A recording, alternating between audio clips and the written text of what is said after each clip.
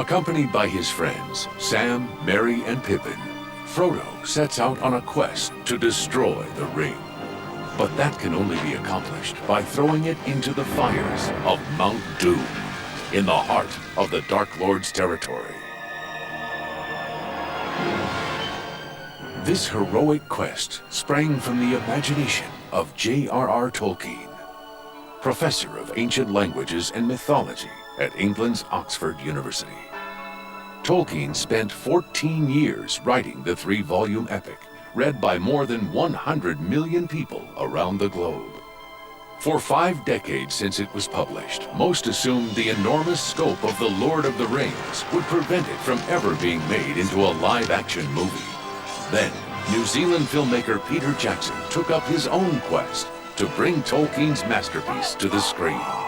It's taken 50 years for The Lord of the Rings to be adapted into a live-action movie, and I think there's 2 key reasons for that. The first one is that New Line Cinema supported the idea of not just making 1 film, but 3 films. You don't attempt to adapt the most beloved book of all time in a way that you have to cut half of the good stuff out. If you're too far away, just ease your horse back in as the scene progresses, you know, just keep it alive. The other key reason that Lord of the Rings can be made today is because of the advances in technology that really have only come about in the last 7 or 8 years.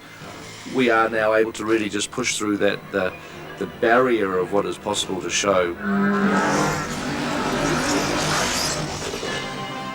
Jackson believed that to do The Lord of the Rings justice, a revolutionary approach was required. He decided to shoot the entire movie trilogy non-stop over a 2-year period. Lord of the Rings is a production that, for the first time in the history of cinema, has tackled making 3 films at once. And the complications of doing that are exponential from making 1 film or even making 2 films at the same time.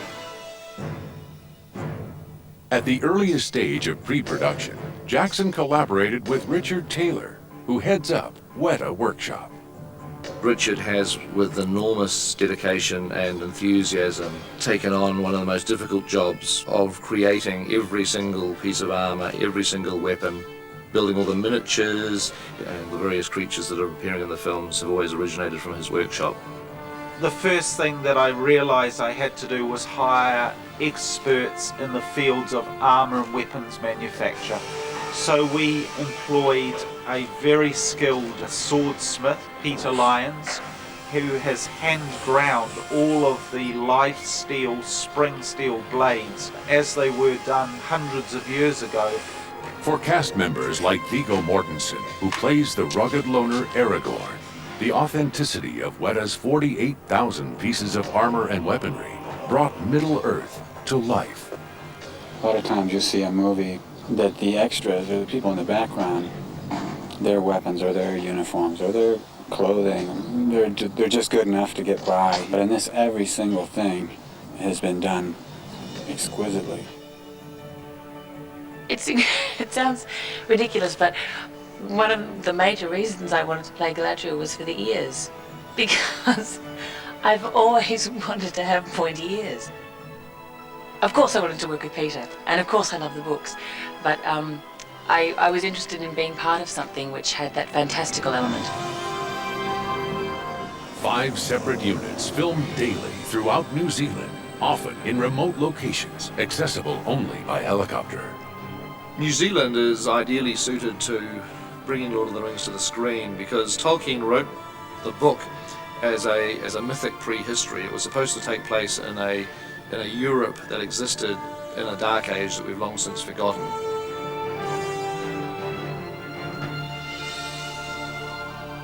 Middle-earth is a real place, and it's New Zealand.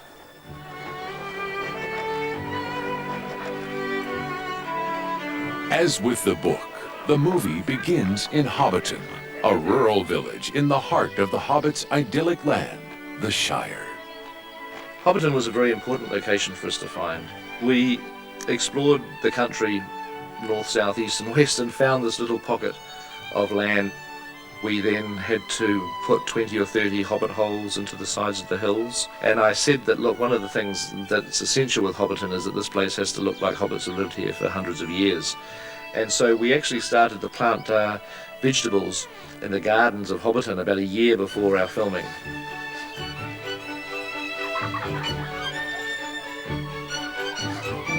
Jackson felt it was crucial for the audience to relate to the hobbits, a people small in stature, but large in heart.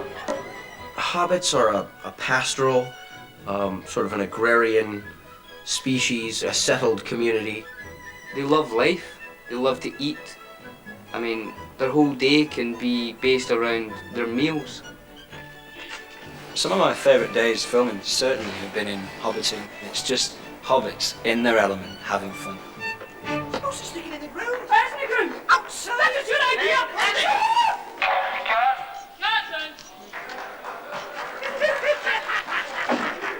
And that was great to see, because from then on in the movie, there's so much toil and danger. Quick!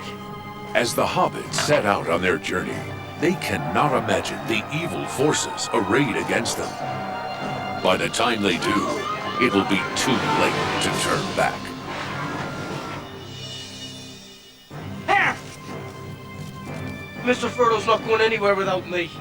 The first film of the Lord of the Rings trilogy is named for the company of heroes joining Frodo on his quest. You shall be the Fellowship of the Ring. Gandalf the wizard, Legolas the elf, Gimli the dwarf, the hobbits Frodo, Merry, Pippin, and Sam, and humans Boromir and Aragorn. Each has his own ideas about the Ring of Power. He's a man and he's coming with a very clear opinion about what he wants and how he thinks the ring could assist him and bring his homeland back to what it was before, because at the moment it's in ruins, it's sort of devastation, it's been attacked from all fronts, and he sees the ring as a solution to that. Aragorn is the story's most physical character. Viggo was intent on doing all his own riding, fights, and stunts. Viggo's the kind of an actor that one day got his tooth split, knocked off by a sword, and asked if they could glue it back on with super glue so he could finish the scene. Maybe they'd have to drag me screaming, kicking away from doing any of it, really. Dwarves are represented in the Fellowship by Gimli. Gimli the dwarf, that exciting, vivacious, dynamic character. He's a ferocious warrior. Equally capable in battle is Legolas the elf. An elf is always alert and poised, ready for action. He's an assassin.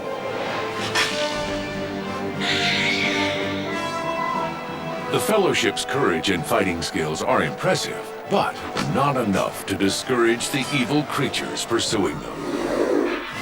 Most terrifying of all are the Ringwraiths, servants of the Dark Lord who will stop at nothing in their pursuit of Frodo and the Ring.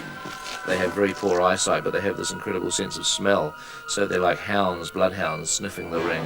They're scary. They're the sort of things of which nightmares are made from. Gandalf has long known of the Ringwraith's descent into evil, but he's caught off guard when he seeks advice about the ring from Saruman the White, chief of the Wizard's Order. Saruman is number one.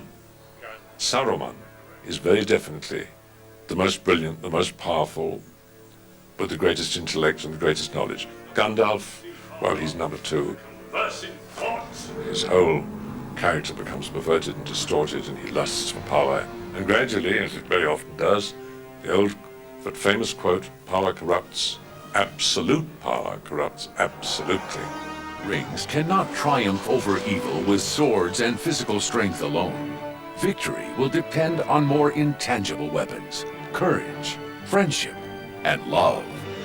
In one of the story's most poignant relationships, the elven princess Arwen knows she must sacrifice her immortality if she is to wed the man she loves. The idea really that I give up my immortality for him is so strong, you know, that I give up the life that I have and everything that's comfortable to me and my family and my people and everything. It's this exceptional love story. I choose a mortal life. Deep bonds of loyalty and friendship are woven throughout The Lord of the Rings. The friendship between Frodo and Sam is a very, very powerful friendship. I see it really as being an example of pure friendship, of friendship without strings attached. That I am here for you, I am here to help you, and I don't expect anything in return. Sam loves Frodo and wants to protect Frodo, and Frodo is extremely protective of Sam. And so what you have are these two people locked in this journey together, even if it means right into Mordor and into death. Just as Frodo and Sam spend every day together on their quest, actors Elijah Wood and Sean Astin begin every day together in the makeup trailer. Every day we come into work at the same time, get up at 5 in the morning, put our feet on, we're all, we're there every step of the way. This is how we discover our day. We come in, it's dark, we don't, the world is not awake yet. We get our feet on, and you look outside. That's half of why this movie is so amazing. This kind of stuff, every day. Our journey through making this film kind of mirrors the journey of Frodo and Sam. It's definitely one of the closest relationships I've had. I mean, I feel like I've gained a brother in Sean.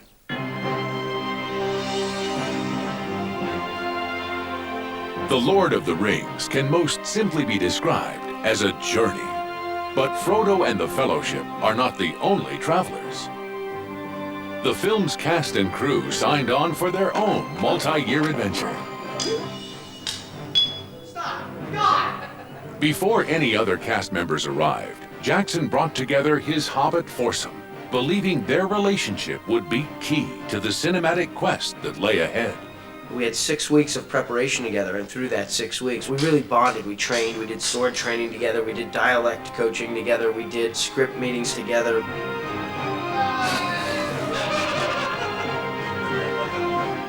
We had like 6 weeks of training, kind of sword fencing and canoeing and going to the gym, getting that hobbit physique.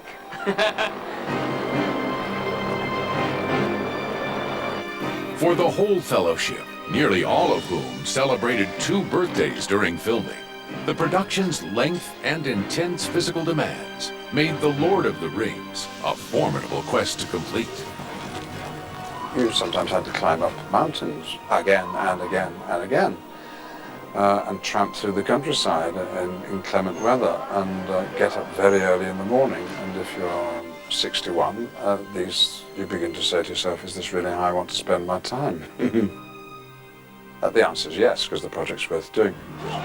On days off, when they weren't nursing bumps and bruises, cast members enjoyed the beauty of New Zealand in their own personal way. When I'm not working, I do like to spend a certain amount of time by myself. I mean, nobody gets much time on this movie to themselves. What do I do on my days off? Well, most recently, I've been throwing myself out of aeroplanes. And sliding down snow on a board. I've been throwing myself out of cable cars. Here I'm going now.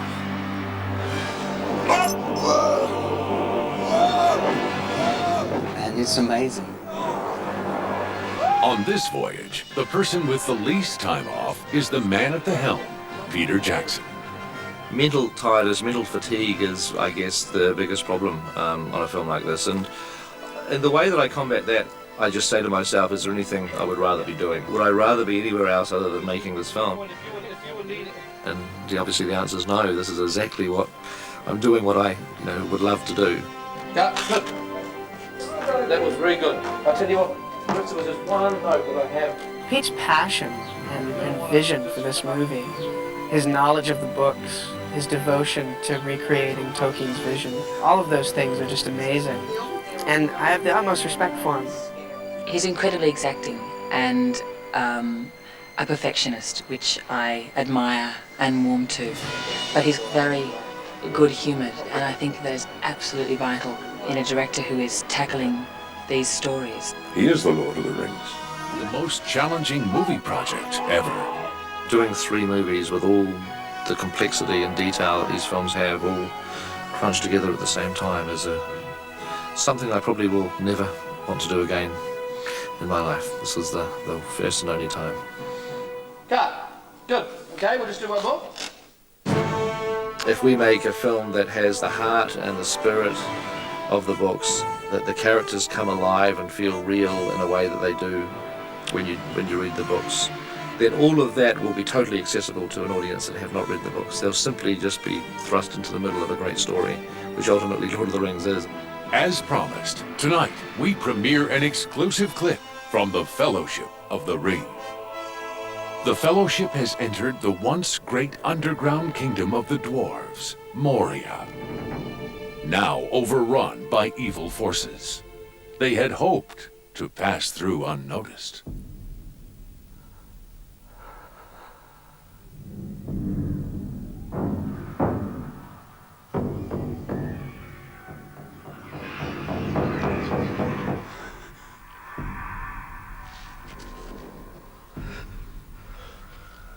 Frodo.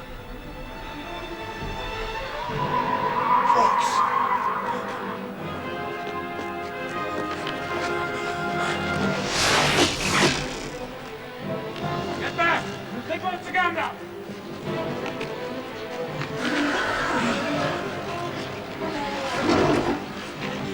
They have a cave troll.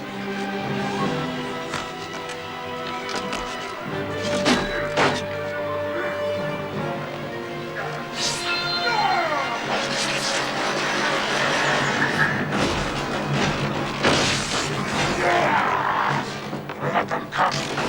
There is one dwarf yet in Moria who still draws breath.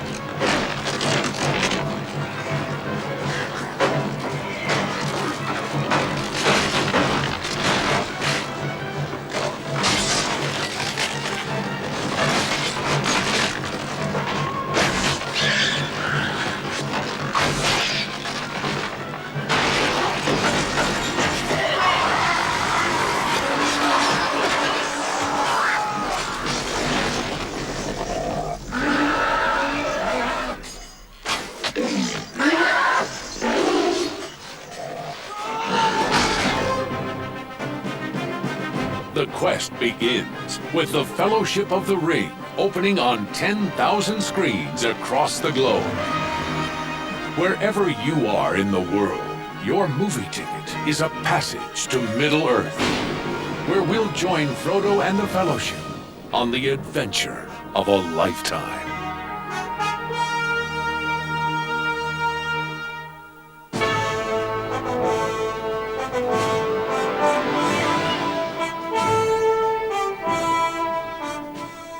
Looking for something to do over the Christmas break and feeling totally uninspired?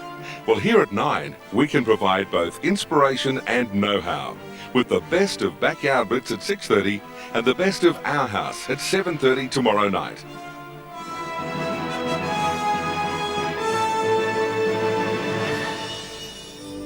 Well, I think adapting any book, and Tolkien is maybe the most supreme example, is a process of simplification.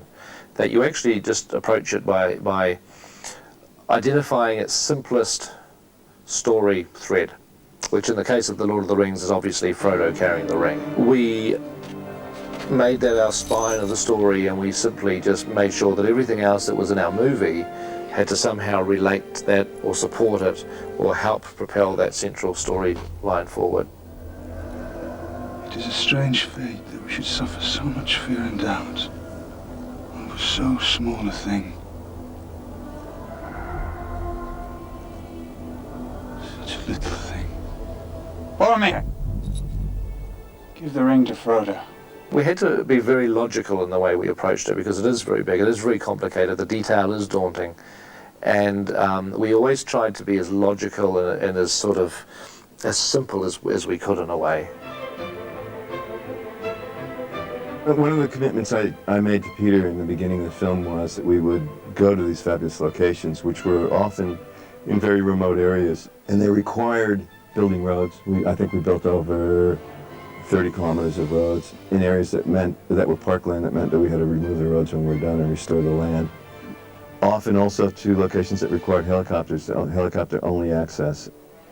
To get the movie done on the time schedule we had often meant that we had to field as many as 5 different shooting units. We had Peter's unit, which was the main unit, a unit directed by Jeff Murphy, a unit directed by John Mahaffey, and then occasionally a little splinter battle unit, a scenic unit, an aerial unit, and all the while we had 4 miniature units going all the time, filming Richard Taylor's 58 miniatures that he had constructed that were as big as sound stages. They were pretty monumental.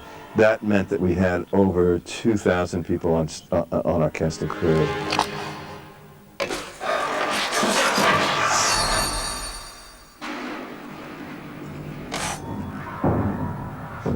They are coming.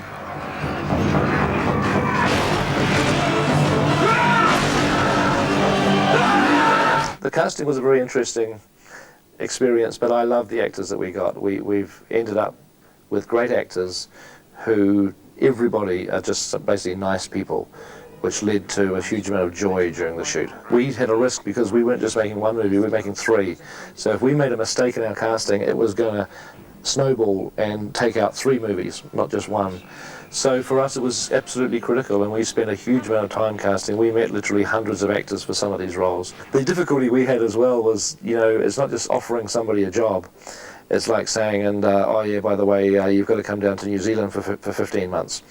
So it's like suddenly an actor is faced with like a lifestyle decision, not just should I take this job or not. It was like, whoa, you know, it was a long time away from home, going to a strange country. One ring to rule them all. One ring to find them. One ring to bring them all. And in the darkness, fight. The real test is obviously going to happen at the box office over the next few weeks, but so far I feel happy that we seem to have made a movie that has entertained people in the way it was supposed to. That was Peter Jackson talking about The Lord of the Rings, The Fellowship of the Ring, which opened nationally today. Henry